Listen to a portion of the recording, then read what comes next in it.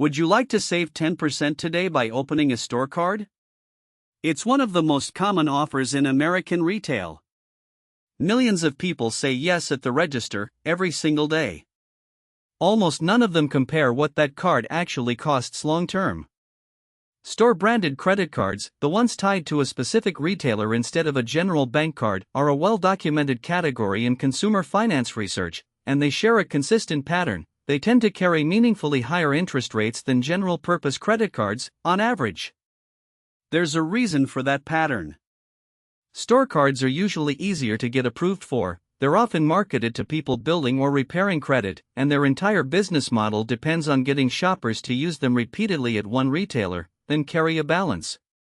The sign-up discount is the acquisition cost. The interest rate is where the retailer's banking partner recovers it. The one-time discount is real. If you pay the balance in full before the statement due date, a store card can be a genuinely good short-term deal, free money, essentially, for a purchase you were already going to make. The problem starts the moment a balance carries over. Because the standard rate on many store cards runs higher than a typical general-purpose card, even a modest balance left unpaid can generate more in interest, over a few months, than the original discount was worth. There's a second cost that's easy to miss. Store cards usually only work at one retailer or its partner brands. That means your available credit is fragmented across multiple single-purpose cards instead of consolidated into one or two cards you actually use, and credit utilization, how much of your available credit you're using, is one of the bigger factors in your credit score. Several store cards with small limits can quietly work against you here. Opening one also triggers a hard inquiry on your credit report, the same as any credit application, and a new account temporarily lowers the average age of your credit history, two smaller factors, but they add up if you're opening several of these at different stores over time. None of this means store cards are always a bad choice.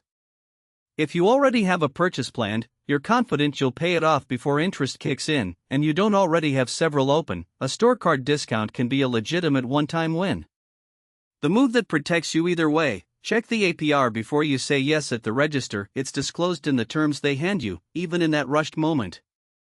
Only use the card for the purchase that earned the discount. And pay it off before the first statement is due, treating the discount as the entire benefit rather than a card you plan to keep using. The discount at checkout is designed to be decided in 10 seconds. The interest rate behind it is designed to be forgotten just as fast. Don't forget it.